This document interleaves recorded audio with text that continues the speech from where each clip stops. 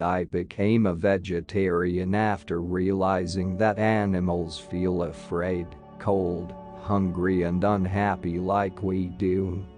I feel very deeply about vegetarianism and the animal kingdom. It was my dog Boycott who led me to question the right of humans to eat other sentient beings. Once social change begins, it cannot be reversed. You cannot uneducate the person who has learned to read. You cannot humiliate the person who feels pride. You cannot oppress the people who are not afraid anymore. We need, in a special way, to work twice as hard to help people understand that the animals are fellow creatures, that we must protect them and love them as we love ourselves. We know we cannot be kind to animals until we stop exploiting them, exploiting animals in the name of science, exploiting animals in the name of sport, exploiting animals in the name of fashion, and yes, exploiting animals in the name of food. Kindness and compassion towards all living things is a mark of a civilized society.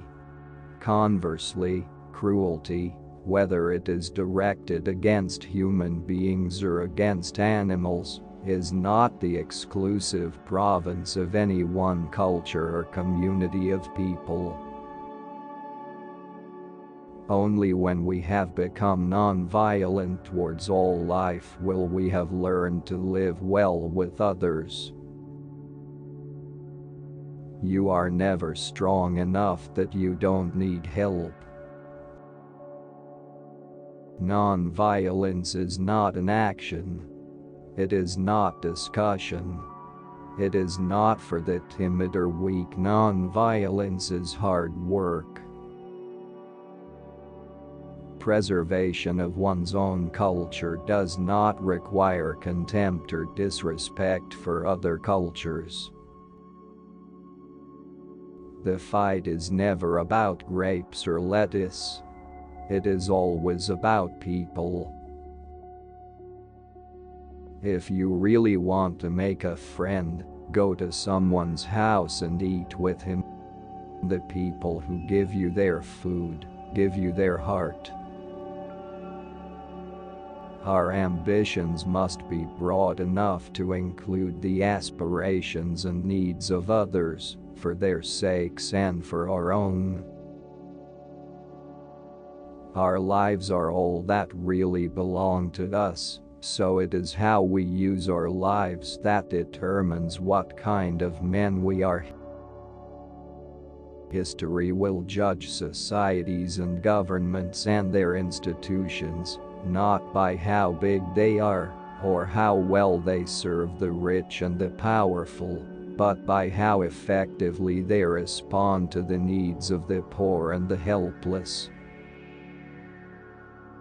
When the man who feeds the world by toiling in the fields is himself deprived of the basic rights of feeding, sheltering, and caring for his own family, the whole community of man is sick.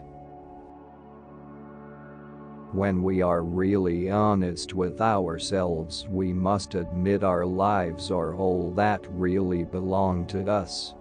So it is how we use our lives that determines the kind of men we are.